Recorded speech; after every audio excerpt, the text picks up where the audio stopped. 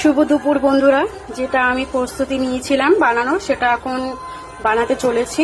তো সমস্ত কিছু রেডি করে নিয়েছি। যে চালটাকে মেখে নিয়েছি, ঘি, আদা বাটা, তারপরে গোটা গরম মশলা, হলুদ আর তেজপাতা দিয়ে এটা মেখে রেখে দিয়েছি।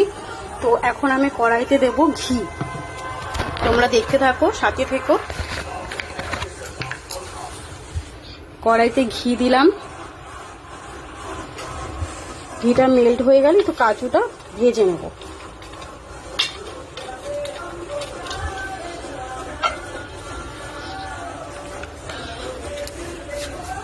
কাজুটা একটু ভেজে নিই।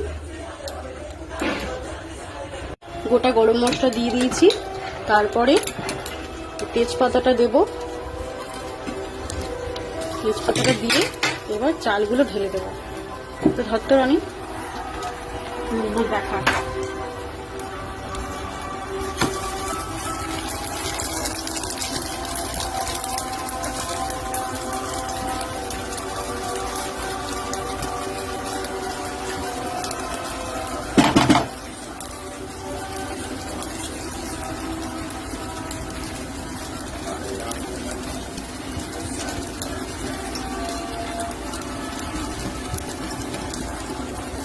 চালগুলো ঢেলে দিয়েছি।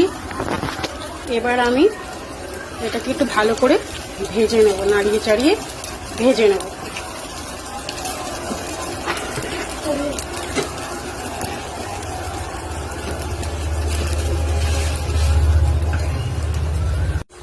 অলমোস্ট চাল ভাজা হয়ে এসছে, চালটা ভাজা হয়ে এসছে।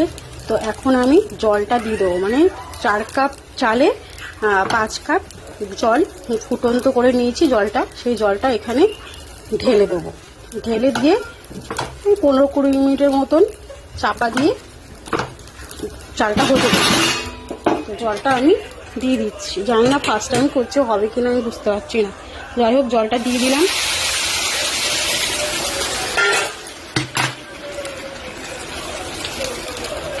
জলটা দিয়ে দিয়েছি। তো এর মধ্যে আমি এখন কাজু কিশমিশটা দিয়ে দেবো। ভেজে রাখা কাজু কিশমিশটা দিয়ে এর মধ্যে নুন দেবো, চিনি দেবো আর ঘি দেবো। এখন অলমোস্ট হয়ে এসছে।